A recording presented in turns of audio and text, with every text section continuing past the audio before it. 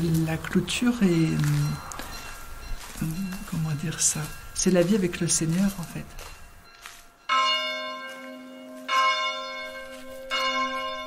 Qu'est-ce que la clôture? Cet espace réservé aux moines et moniales dans le monastère et dont ils ne doivent pas franchir la limite, sauf exception. Pour comprendre la signification de la clôture, je suis allé interroger sœur Céline, la prieure du Carmel de Frileuse, où elle est entrée il y a 40 ans. Située dans le département de l'Essonne, à la lisière du Grand Paris et de la Beauce, le monastère compte près d'une vingtaine de religieuses installées à Brie-sous-Forges depuis 1957.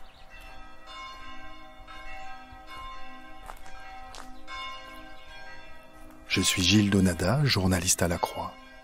Dans ce podcast, nous poussons la porte d'un monastère à la rencontre d'un moine ou d'une moniale qui témoigne de son aventure spirituelle. Vous écoutez la 2e saison de Croire, Vie de moine. Comment parler de la clôture? C'est pas simple parce que le mot évoque des tas de choses qui ne disent pas du tout ce qu'est notre propos de vie. Parce que le mot peut évoquer un enfermement ou un parc pour animaux ou je ne sais quoi. La clôture, donc, c'est un lieu dont on ne sort pas facilement et où n'importe qui ne peut pas entrer. Donc un lieu d'intimité. Et là, on se rapproche de ce qu'on est venu chercher ici, à savoir un lieu d'intimité avec le Seigneur qu'on vit beaucoup en communauté, dans ce lieu donné. Donc là, c'est une claire limite. Là, c'est c'est la clôture. Ça, c'est la clôture, c'est clair, là. Communauté, privée, pour que ce soit clair. Avant, on avait mis seulement communauté. Et puis communauté, en fait, les gens ne savaient pas trop ce que ça voulait dire. Donc on a rajouté privé. Et voilà. Ils ont compris. Et du coup, voilà. Après, s'il y en a qui franchissent, ils savent ce qu'ils font. Donc là, je vais franchir la clôture. Là, comme je suis avec la prière, j'ose. C'est ça. Voilà. Donc là, vous êtes dans le jardin de la communauté. Là, ce qu'on va faire, c'est qu'on va rentrer par la porte suivante et refaire tout le tour comme ça. Alors après, c'est vrai que la clôture elle-même délimite un espace qui sera l'espace de vie de la communauté et où n'entrent pas des personnes qui n'ont rien à y faire quelque part. Mais si c'est le médecin, il va rentrer, si c'est des ouvriers, ils vont rentrer, voilà. Simplement, les amis, les hôtes, il y a aussi un espace pour eux, des lieux où on peut se rencontrer, qui sont aussi définis, et où les sœurs ne vont pas si elles n'ont rien à y faire.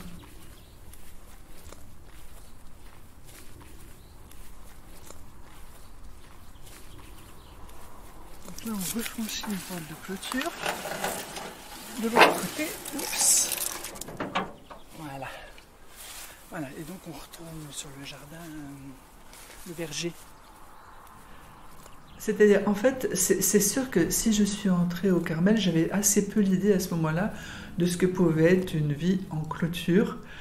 Simplement, j'avais, disons, entendu l'appel du Seigneur, en particulier à travers la petite Thérèse, à prier pour le monde, en fait. Voilà, à prier pour le monde. Et donc, je suis arrivée au Carmel, et en fait, j'ai découvert ce qu'était une vie en clôture peu à peu. Et les exigences qu'il pouvait y avoir en termes de relations, que ce soit avec mes parents, avec mes amis. J'ai pris conscience, mais en fait, c'est pas un moment précis, c'est peu à peu que les relations que j'avais avant, qu'on avait les uns avec les autres avant mon entrée au Carmel, devaient se transformer en des relations beaucoup plus espacées, pas moins profondes, parce qu'au fil du temps, les relations s'approfondissent en fait, mais dans un cadre assez précis, où on ne va pas les uns c'est les autres, on va pas au cinéma, enfin il y a des tas d'activités communes qu'on a avant, et puis là c'est terminé, et à ce niveau-là la rupture est assez rude, enfin on la sent, mais en même temps les relations ne sont pas coupées pour autant, elles se vivent autrement. Mais ça, c'est sur le temps qu'on le découvre.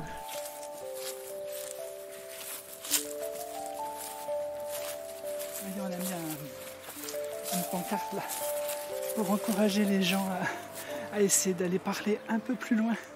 Parce que sinon on entend tout de la chapelle. Ah oui, c'est très sonore. Et le panneau dit « Merci de respecter l'espace de silence et de prière aux abords de la chapelle », qui est à quelques mètres plus loin. Voilà.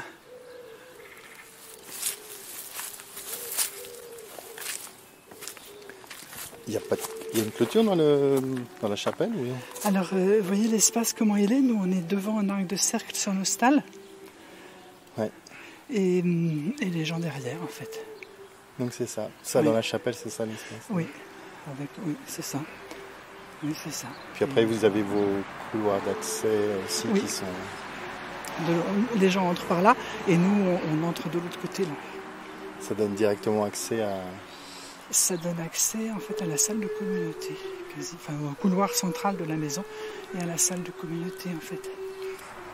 Et pour la maison et la boutique, il y a un accès par derrière, c'est ça? Oui, tout à fait. On entre, oui, c'est ça. Les personnes entrent d'un côté, puis nous de l'autre.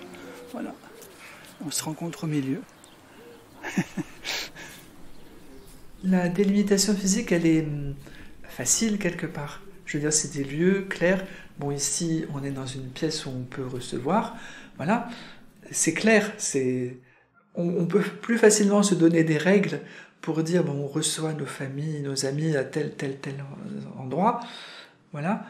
Les hôtes, on sait qu'ils vont dans le jardin et puis dans un espace où ils peuvent aller aussi, qui n'est pas ouvert à tout le monde, mais seulement aux hôtes. C'est clair et c'est facile. Tandis que délimiter tout ce qui est de l'ordre de l'imagination ou des relations par Internet, par mail et tout ça, c'est fluctuant par nature. Oui, ça envahit l'espace intérieur beaucoup plus. Je pense que la porte là est fermée, on va devoir passer par là.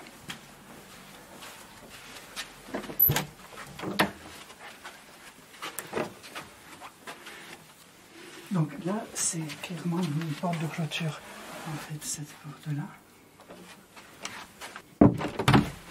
Donc là, c'est le bureau des sœurs d'accueil. Bonjour. Bonjour mes sœurs. Voilà. Et là, vous retombez sur la kitchenette de l'accueil. Ah oui. Voilà. Et donc, on va aller dans la pièce commune des ordinateurs. Donc là, on est dans un couloir. C'est le couloir où donnent toutes les pièces. Les bureaux, le réfectoire, la salle à manger, là sur la gauche. En face, c'est la lingerie, enfin, c'est stratégique. Et donc, ici, c'est la pièce des ordinateurs. Bonjour, mes sœurs. Bonjour. Alors, voilà. Donc, j'ai pas d'appareil photo, j'ai juste du son. Donc, c'est dommage parce que vous faites un très beau puzzle. Voilà. Donc, c'est des vacances. Donc, en fait, là, c'est l'ordinateur commun où les sœurs qui n'ont pas besoin d'ordinateur pour leur travail viennent quand elles ont à venir. Celui-là, c'est plutôt pour l'accueil. Bon, bien sûr, maintenant, on a toutes les questions autour d'Internet, les recherches sur Internet, les mails. Bon, on n'a pas de smartphone, mais là, il n'y a pas... C'est pareil, on peut se donner quelques repères en communauté, de se dire, on ne répond pas aux mails tout de suite. Ce qui est personnel, c'est réservé au dimanche, par exemple. Bon, après, chacune se trouve avec son appel personnel et en conscience devant le Seigneur, dire, voyons, là, qu'est-ce qui va m'aider à vivre ce pourquoi je suis venu ici? Ou qu'est-ce qui va être une distraction un peu mondaine, entre guillemets, mais quelque part, oui, un peu inutile, quoi. Mettons, on cherche, je ne sais pas, qu'est-ce qu'on peut chercher sur Internet. Mettons le sens d'un mot. Spontanément, au lieu d'aller chercher un dictionnaire, on ira chercher chez Google, mettons. Il y a un choix personnel de discipline, quelque part, de dire si je cherche un mot, très bien, je le cherche. Et puis voilà, je ne me laisse pas distraire de mon chemin. Il y a des sœurs qui cherchent un mot, elles vont trouver leur mot, tac, tac, elles l'ont vu, ça y est, c'est fini, voilà. Et puis d'autres qui, en fait, à ce propos-là, il y a plein de choses qui apparaissent partout sur l'écran. Et d'autres ont, par tempérament, plus la tentation de dire, tiens, il y a ça aussi qui serait intéressant, et puis ça aussi. Et puis Et puis, mine de rien, une demi-heure passe. Bon, après, on est plus ou moins sensible à la dissipation ou pas. Et puis aussi, au niveau des mails, là, ça fonctionne quand on a envie de répondre tout de suite, quoi. Et souvent, il faut se donner un délai pour dire, bon, je ne réponds pas tout de suite, je prends le temps du recul, mais aussi de descendre au fond de moi, même pour des choses pas forcément compliquées, mais de ne pas être dans l'immédiateté, en fait. Oui. Parce que nous, on vit plutôt dans un temps long, où 2 heures d'oraison, quelque part, c'est du temps long. Et le jeu de va-et-vient que suscite le mail ou les SMS ou des choses comme ça, c'est pas tellement notre rythme, en fait. En fait, on est un peu perpétuellement en discernement, il faut perpétuellement un peu à l'écoute de ce qu'il faut faire, quoi. Je pense qu'il y a cette vigilance à avoir, que l'outil ne devienne pas notre maître, quoi. Et que ce soit toujours le Seigneur, si on peut.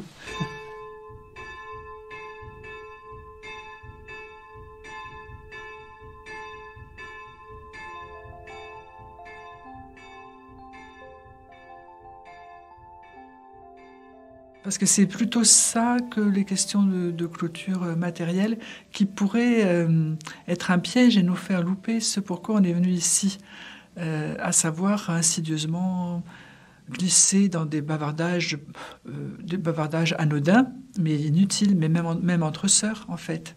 Et quelque part, il y a une distraction qui fait que la vie peut un peu insidieusement se dissoudre quelque part, la vie de fond, quoi. Et c'est ce avec quoi on a le plus de combat, je pense.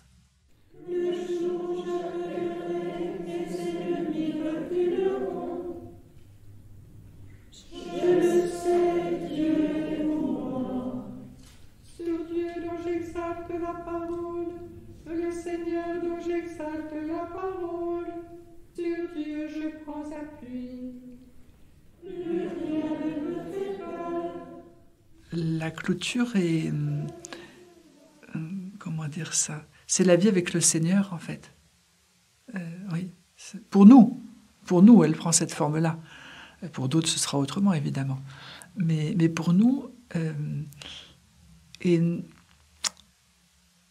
on le sent bien, en fait, à l'intérieur de nous, quand on perd un peu son temps. Voilà, une journée, on est un peu fatigué, un peu si. Et au lieu de faire ce qu'on a à faire, on va se mettre à feuilleter des revues ou je ne sais quoi. Et on sent bien que c'est quelque chose... Alors que si c'est de temps en temps, c'est pas... Je veux dire, c'est un peu inévitable. Et puis, voilà. Là où ça devient difficile, c'est si ça devient un peu une habitude, quoi. Et... Oui, parce que notre vie, à ce moment-là, elle perd quelque chose de sa densité, de sa force. Mais ça, on l'éprouve à l'intérieur de nous-mêmes. Oui.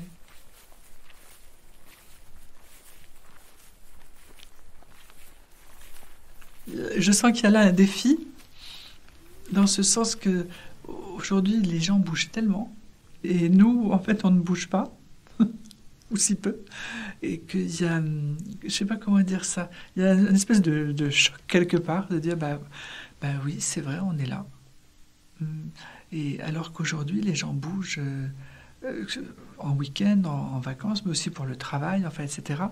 Et nous, on est là, c'est vrai, c'est tout à fait étonnant. C'est un peu à contre-courant, je ne sais pas.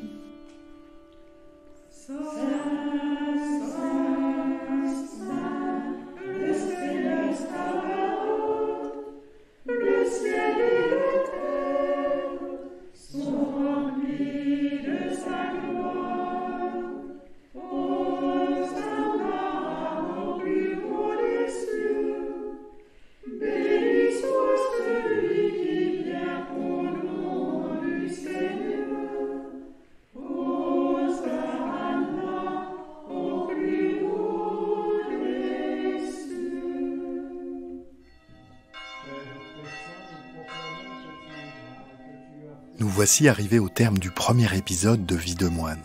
S'il vous a intéressé, s'il vous a touché, n'hésitez pas à le partager, à vous abonner et à laisser une étoile, un avis ou un cœur. Croire est à retrouver sur toutes les plateformes et sur le site et l'appli La Croix.